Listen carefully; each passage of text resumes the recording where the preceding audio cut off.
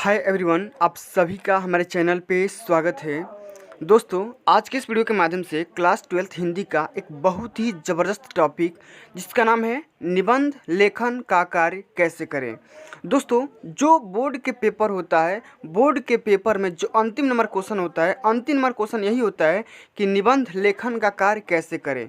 यानी कि आपसे 4 या 5 निबंध का नाम दे देगा और बोलेगा कि इस पर आप चर्चा करिए। तो जैसे कि आप यहाँ पे देख सकते हैं कि प्रश्नोत्तर संख्या 14 में लेकर आ चुका हूँ और आज की इस वीडियो के माध्यम से हम सभी जानेंगे कि पर्यावरण प्रदूषण की समस्या और समाधान अथवा पर्यावरण कारण एवं निवारण। तो आज की इस वीडियो के माध्यम से हम पर्यावरण प्रदूषण पे निबंध को लिखेंगे और जानेंगे कि इस टॉपिक में कितने आपको टॉपिक या कितने आपको हेडिंग लगा कर लिखना है और किस तरीके से लिखना है कि आपको एग्जामिनर एक भी नंबर ना काटे। तो सभी को पता होगा कि जो क्वेश्चन नंबर 14 आता है वो 9 नंबर का क्वेश्चन आता है। कितने नंबर का? 9 नंबर का। तो अगर आप चाहते हैं 9 नंबर में 9 नंबर स्कोर करना तो वीडियो को शुरू से एंड तक देखिए। उसके पहले वीडियो को लाइक कर देना। चैनल पर पहली बार जुड़ चुके हैं तो चैनल को सब्सक्राइब करके साथ में सारे बेल आइकन भी प्रेस जरूर कर लेना। तो आइए पहले समझ लेते हैं इस क्वेश्चन के इंपॉर्टेंस के बारे में कि क्वेश्चन नंबर 14 बोलता क्या है। तो जैसे ही आपको निबंध के बारे में लिखने को बोलेगा तो सबसे पहले आप लिखेंगे, उसका अर्थ लिखेंगे, उसके लास्ट में हम लिखेंगे कारण एवं निवारण या उसका हम लास्ट में लिखेंगे उपसंहार। जैसा कि आप यहाँ पे सभी लोग देख सकते हो कितने तरीके से, कितने अच्छे ढंग से यहाँ पे हर चीज़ों को यहाँ पे डिनोट करके लिखा गया है। और सबसे हम लिखेंगे अंत में उपसंहार, जैसा कि मैंने अभी बता दिया आपको, ठीक ना। तो ये वाली हेडिंग सबसे अंत में लिखना है और इसमें क्या क्या लिखना है, कौन कौन सी बातें लिखना है, आप सभी को मैं डिटेल में बताऊँगा। तो बस खाली वीडियो को शुरू से एंड तक देखते रहना और वीडियो को लाइक शेयर सब्सक्राइब जरूर कर देना, ठीक ना। तो आइए सबसे पहले हम यहाँ पे समझेंगे कि पर्यावरण प्रदूषण के बारे में, कि पर्यावरण प्रदूषण होता क्या है, ठीक ना। तो आज का हमारा यही टॉपिक है। तो समझेंगे यहाँ पे सबसे पहले हम लिखेंगे निबंध के बारे में। तो जैसे यहाँ पे लिखना है, आप सभी को जैसे जैसे मैं बता रहा हूँ उसी तरीके से लिखना है। बोर्ड के पेपर में भी सेम ऐसे ही लिखना है। प्रश्नोत्तर संख्या 14 इस तरीके से नीचे आपको हेडिंग लगा देना है और यहाँ पर लिखना है किस टॉपिक पे आप लिख रहे हैं बात। तो पर्यावरण प्रदूषण की समस्या और समाधान, या आप ये भी लिख सकते हैं एक लाइन में कि पर्यावरण कारण एवं निवारण। तो आपको इतना लिख के नीचे हेडिंग लगा देना है, ठीक। इतनी बात हो गई। अब यहाँ पे समझाएंगे कि प्रदूषण का अर्थ क्या होता है।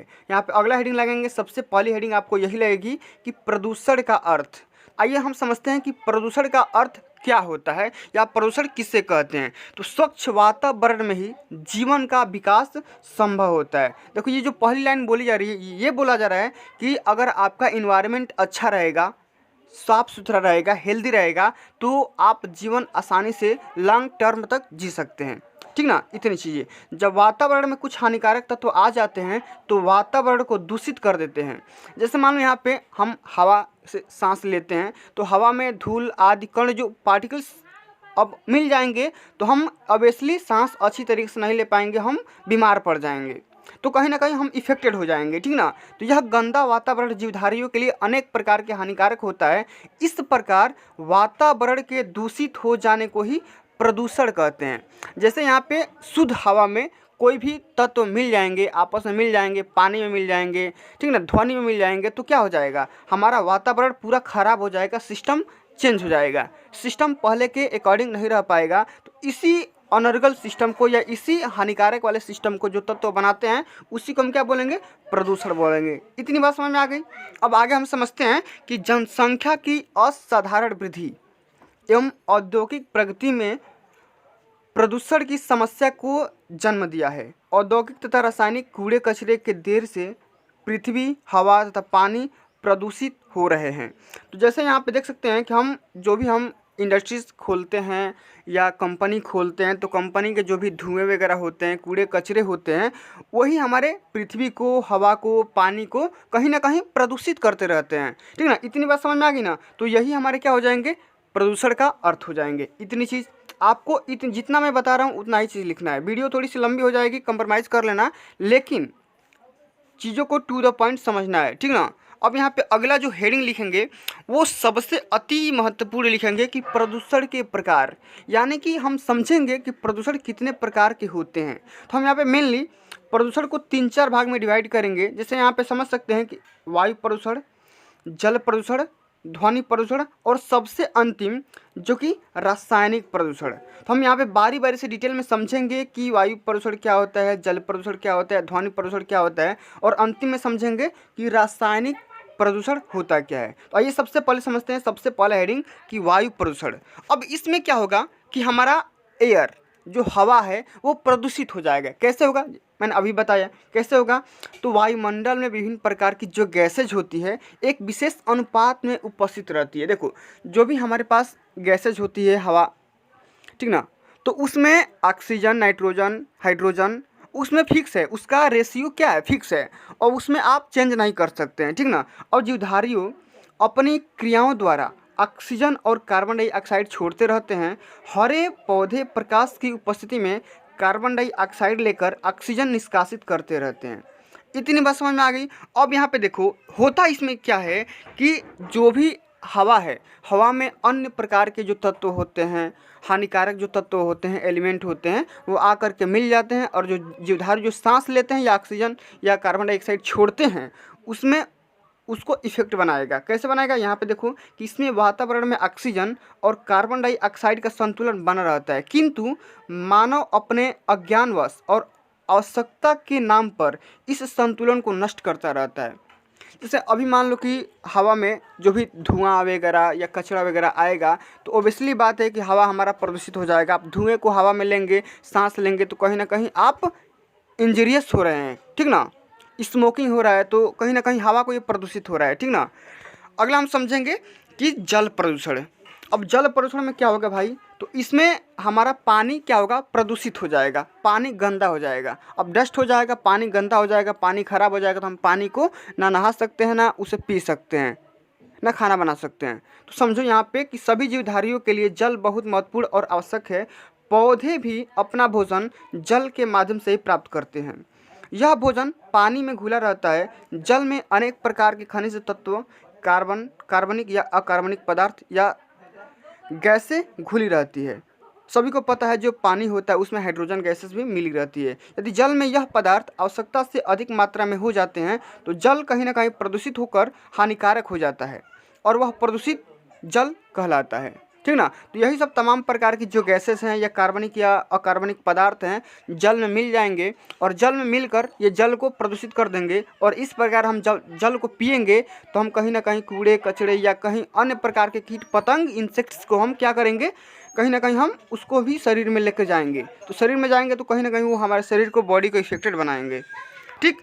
अब यहाँ पे हम समझेंगे कि ध्वनि प्रदूषण। अब ध्वनि का मतलब कहने का सेंस ये है कि साउंड वगैरह कहीं ना कहीं हम अपने कान को या कहीं अपने हेल्थ को, ठीक ना, कहीं ना कहीं इफेक्टेड बना रहे हैं। कैसे, तो यहाँ पे समझिए कि ध्वनि प्रदूषण आज की एक नई समस्या है। ये पुरानी समस्या नहीं है, लेकिन आज ये जो डिजिटल इंडिया हो गया है, अब डिजिटल इंडिया के नाम पे ही या देख सकते हैं कि हर जगह जहाँ फंक्शन हो रहा है, दुर्गा पूजा मतलब चाहे जो कुछ भी फंक्शन हो रहा है, नॉर्मली ना होकर के कुछ एडवांस टाइप का हो रहा है।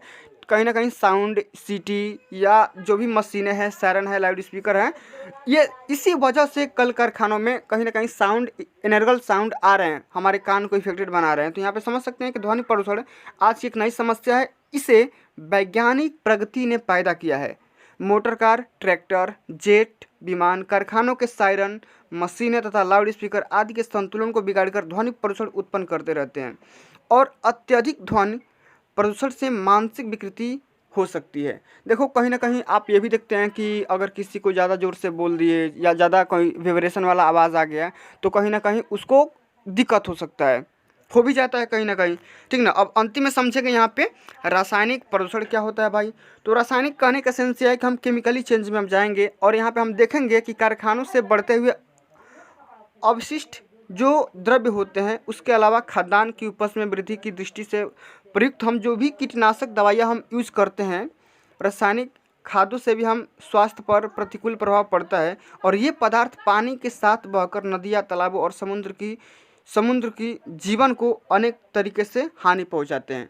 जैसे मान लो हम भी क्या करते हैं, कब फसल नहीं अच्छे तरीके से उग रहा है तो हम क्या करेंगे, उसमें केमिकली दवाई मार देंगे। तो दवाई मार देंगे तुरंत उसका 90 डेज़ का अगर वो रहेगा तो तुरंत कम दिन में ही वो तैयार हो जाएगा। तो कहीं ना कहीं आजकल सब्जियों में ऐसा देखने को मिल रहा है, लोग केमिकल के माध्यम से सब्जी या फल को ज़्यादा कम टाइम में उगा रहे हैं। तो कहीं ना कहीं हमारे शरीर को नुकसान पहुंचा रहा है, ठीक ना। इस प्रकार हो गया। अब यहाँ पे हम समझेंगे कि प्रदूषण के कौन कौन से कारण हैं, क्या क्या इसके दिक्कत हैं, ये कहाँ से प्रदूषण उत्पन्न होता है। तो पर्यावरण प्रदूषण का सबसे बड़ा कारण विश्व की जनसंख्या में तेजी से होने वाली वृद्धि है, ठीक ना। जनसंख्या वृद्धि की वजह से ये पर्यावरण प्रदूषण हो रहा है। विश्व की जनसंख्या आज सुरसा की भांति अपना मुंह फैलाती जा रही है और जनसंख्या में जिस तेजी के साथ विस्तार होता जा रहा है उतने ही तेजी से आदमी की सुविधाओं में ह्रास होता जा रहा है। रहने के लिए स्थान में भारी कमी आ रही है। खाने के लिए संतुलन भोजन उपलब्ध होना कठिन हो गया है। आप देख रहे हैं कि अब जनसंख्या वृद्धि हो रही है तो आप आदमी को रहने का, खाने का, पीने का या कहीं ना कहीं संतुलन पे उसको इफेक्ट हो रहा है, ठीक ना। इतनी चीज़ें आप रीजन में लिख सकते हैं। अब हम लिखेंगे ये बात, हेडिंग आपको हेडिंग लगा के लिखना है कि प्रदूषण की रोकथाम के हम क्या क्या उपाय हम कर सकते हैं। तो भैया आप यहाँ पे लिखेंगे कि पर्यावरण को दूषित करने वाली जो भी परिस्थितियाँ हैं आज मानव के समक्ष चुनौती बनकर खड़ी हो गई है। वातावरण को दूषित करने में हम सभी जिम्मेदार हैं, अतः इसका निदान भी हम सबको मिलकर ही करना पड़ेगा। हमारे प्राचीन ऋषि मुनियों ने इस समस्या को गंभीरता से समझा था। इस समस्या पर नियंत्रण के लिए सबसे उपाय तो यह है कि बढ़ती हुई जनसंख्या पर कंट्रोल किया जाए और नदियों के पानी को प्रदूषित होने से बचाया जाए, ठीक ना। इतनी चीज़ हम यहाँ पे लिखेंगे किसमें, रोकथाम में, कि हम किस तरीके से प्रदूषण को रोकथाम करेंगे। अगर कोई ज़्यादा ज़ोर से अगर लाउड स्पीकर बजा रहे हैं तो हम बोलेंगे भैया आप साउंड स्लो में ही बजाइए। इतनी चीज़ें। अब यहाँ पे हम अंतिम में लिखेंगे जो कि हमारा क्या होगा, उपसंहार होगा, ठीक ना। अंतिम में लिखेंगे क्या लिखेंगे कि उपयुक्त उपायों से हमें वातावरण को शुद्ध बनाए रख सकते हैं। पर्यावरण प्रदूषण की समस्या सारे विश्व में है, ऐसा नहीं कि खाली इंडिया में ही है, नहीं, सारे विश्व में है। इसमें कोई भी देश या क्षेत्र बच नहीं सकता है। अतः इस समस्या को सामूहिक रूप से सुलझाने का प्रयत्न किया जाए और यदि इन कार्यक्रमों के उत्पादन पक्ष के समावेश कर ले तो फिर हमारे लिए वह भी एक सुगम हो जाएगा, एक सरल हो जाएगा। अगर हम पूरा विश्व मिल करके हम कहीं ना कहीं पर्यावरण प्रदूषण को रोकने का प्रयास करेंगे तो ये कोई बड़ी बात नहीं है, हम आसानी से इसे रोक सकते हैं। तो आप सभी को इतनी 4 से 5 लाइन हेडलाइन यहीं पे लिखना पड़ेगा, ठीक ना। तो जो भी मैंने यहाँ पे बता दिया पर्यावरण प्रदूषण के बारे में, ये गारंटी के साथ ये क्वेश्चन पेपर में आता ही आता है। और ये क्वेश्चन जो होता है 9 नंबर का पूछा जाता है। कितने नंबर का, 9 नंबर का। तो अगर आप इस तरीके से लिखोगे तो आपका 9 में 9 नंबर मिल जाएगा। हमको भी मिला है पूरा, हम भी अच्छा स्कोर कर पाए हैं, ठीक ना। तो अगर आप चाहते हैं कि 9 में 9 स्कोर करना तो इस तरीके से आपको लिखना पड़ेगा वहाँ पर, ठीक ना। अगर आप मिस्टेक करोगे तो फिर कहीं ना कहीं आप अच्छा अंक स्कोर नहीं कर पाओगे। तो फ्रेंड्स आज के लिए बस इतना ही। ये वीडियो आपको अच्छी लगी होगी, हेल्पफुल लगी तो वीडियो को लाइक करिए और ज़्यादा से ज़्यादा इस वीडियो को शेयर करिए, दोस्तों में शेयर करिए, रिश्तेदारों में शेयर करिए, ठीक ना। और ऐसे ही अमेजिंग वीडियो देखने के लिए हमारे चैनल को सब्सक्राइब कर लीजिए। मिलते हैं अगली वीडियो में, तब तक के लिए जय हिंद, जय भारत, वंदे मातरम।